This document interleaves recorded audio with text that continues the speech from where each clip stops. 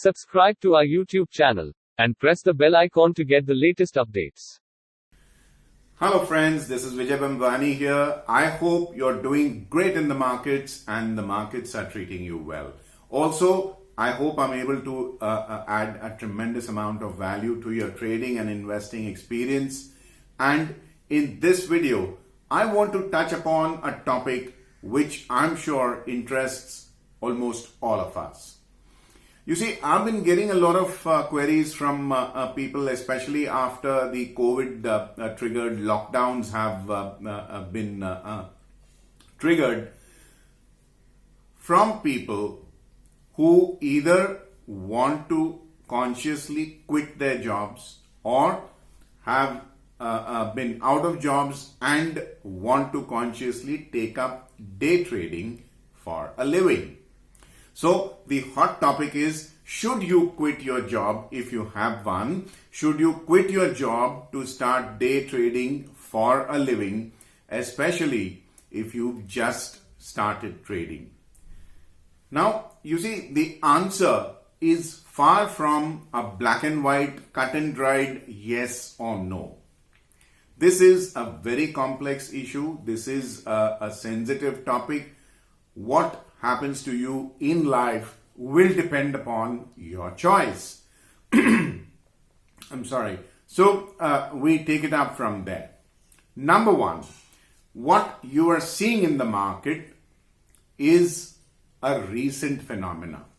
It is only now that what you buy goes up either on the same day or at best in the next couple of days. It's a bull market and a raging bull market. So will this continue forever? I don't think so. I think there will be corrective phases and those corrections will be equally vicious. Are you prepared for that? Number one. Number two, once the monthly check stops coming, the monthly check meaning the salary, believe me, a whole lot of us turn into cats on a hot tin roof on a summer day. I mean, you're going to be jumpy. Every time a trade goes against you, you're going to get worried and you're going to make more and more emotional mistakes. So imagine if the monthly check is to stop coming, how long will you be able to trade without being pressurized about the monthly bills? Number three.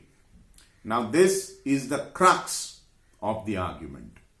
This is financial, this is behavioral finance, and it is also trading money management related item. Hypothetically, assume that you need 1 lakh rupees, 100,000 rupees per month to basically make both ends meet. Now, a month gives you 20 trading days to be able to make that 1 lakh rupees. If you were to break down that goal, it comes to 5,000 rupees per day. Now, the markets are just not made to basically give you money on a platter. You're not going to make 5,000 rupees or higher day after day like clockwork. There will be some days when there are going to be no trades. There will be some days when you're going to get money. There will be some days, unfortunately, when you're going to lose money. So what really happens to a trader who makes 5,000 bucks? Hey, you've done nothing great, all right? You've just done your job. This is something that you were supposed to do. But for whatever reasons, you were not able to trade on day one. You were unwell, you had to visit somebody, you attended a family function or whatever. There was no trade set up. You didn't know what was going on in the market and therefore didn't trade. Whatever. On the next day, you will have to make double the amount of money to just get back on track. Now, just before you start thinking that when you have to make double the amount of money, the stress will be doubled, banish that thought. The stress will multiply. And in the unfortunate event where you lose 5,000 rupees on day one, you will have to make 15,000 rupees on day 2 5,000 to make good of the loss, 5,000 to basically cover up the loss that you were supposed, that the target that you were supposed to have fulfilled on day 1, and 5,000 for day 2. So you will have to make triple the amount of money just to get your target back on track. Now here, the trader comes under tremendous amount of duress, and believe me, when your mind is under pressure, it can play tricks on you. It will start showing you signals, it will start showing you trades where none exist. It will start showing you signs of fear where fear should not have been an option. So you will basically start taking inappropriate decisions. Now these are behavioral aspects that a trader must be absolutely non-negotiably geared to fulfill. Once you've done this, then you should consider possibly, because I'm not done yet, possibly consider quitting your job. Now let's go down to another aspect of trading. What if your trades were to be kept aside as a profit center, and your house, your home and hearth, and your survival expenses were not to basically infringe upon your trading capital? Now this is the ideal situation that every trader should have. As a matter of fact, I believe in this a full 100%. Alright? Which means you create a passive income or a fixed income on which you should be able to run your house, if not even turn out a mild amount of saving after the interest income covers your household expense. Now going by that $100,000 a month example, assuming an average fixed income, especially high grade sovereign debt income, which will yield approximately, and I'm using the word approximately, don't hold me on to it, approximately 6% per annum, I would suggest that you first, before you quit your job, you first create a float of a minimum, bare bone minimum, 25 million Indian rupees. That is 2.5 crore rupees in fixed income. The higher, the better. If somebody viewing this video says, look, I've already got 5 crore rupees in fixed income, now what? Hey, you're fulfilling that minimum criteria by a long shot, and then some more. All the more power to you. But when you have this amount of money and the interest per month will mean that you do not have to square up your trade for the want of household expenses money, you're not diving into or infringing upon your span margin account which is lying with your broker, then you will not be trading under pressure. You will be trading whenever your signals justify the trade, either entry or exit or even profit taking, and you will be performing optimally. So unless you have this kind of a float, don't even think about it. Don't quit your job. Number 3, you have this float of 2.5 crores, 25 million rupees, and the passive income is already coming in. The interest income is already coming in. Then what? Even then, I would suggest keep 1 year's, if not 2 years, household survival expense as liquid investment. Liquid. So that you still have a big buffer, a big margin, a big cushion. And you still are covered in the God unforeseen circumstances, act of God, sicknesses, illnesses, emergency repairs to the house or whatnot. All right. And then you have to put up a float for your trading account. If you scroll down the playlist, I have recorded a video saying with the title, how much money do you need for short-term trading? Please go through that video as well. If you're thinking of making 100,000 rupees per month, and I'm now reverse engineering. If you're thinking of earning 100,000 rupees per month from trading, do you think it is possible to earn 2% per month from your trades on an average? I'm not saying regularly. Please, you will not be able to make money 20 days out of the month. There will be losses, there will be profits.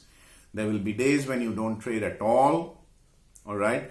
So we are taking a ballpark hypothetical figure. Will you be taking 2% home per month, month after month from trading? If you are looking at a 2% return, then you are looking at a minimum 50 lakh rupee as a float to be able to collect 1 lakh rupee on an average. Higher the better, of course, but you'll need that much. So all my friends who are so gung-ho about quitting your job tomorrow morning, hey, I want to be my own boss, I don't like my office, I don't like my work, it's too much pressure, it's too much work, and I can make money in 6 hours and 15 minutes of trading between 9:15 a.m. to 3:30 p.m. I can be my own boss, unlimited riches coming my way, sitting on a beach in some foreign location, having pina coladas and enjoying life. All that is fine. But the reality is that you have to sit down and put numbers to the game. And then comes the part where I think it concerns you. You see, trading is not something that comes to you like this in a jiffy. It takes a great deal of experience to be able to trade in a bull market, a bear market, and a chicken market. Chicken market is when the markets are going sideways, there's no clear trend. All right. So, how much is the trading experience required? Now, sports trainers basically tell us that Wimbledon or Olympic level champions start early and they put in a minimum of 8 to 10,000 hours of practice before they reach the level of proficiency that they have reached. Now, take 8 to 10,000 hours divided by 6 hours and 15 minutes. That's how long a stock trading session is. Or divided by 15 hours, that's how long a commodity market average trading session is. And you have a ballpark. Some guys will get it faster, some might take that much time, some might take a little longer. But take the most optimistic scenario and say, okay, 10,000 hours divided by either 6.5 hours or 15 hours, depending on whether you're trading equities or commodities. This is how much exposure, training, trading, and experience I need before I can kick the job.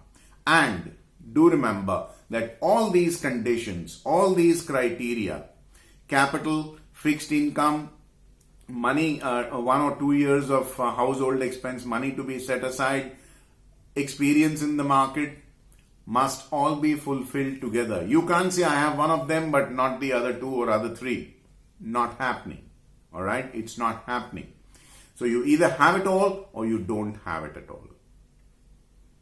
Once you fulfill all these criteria, then of course, ideally speaking, your trading profits from your trading endeavors should be higher than your current salary. That is when I think you're ready.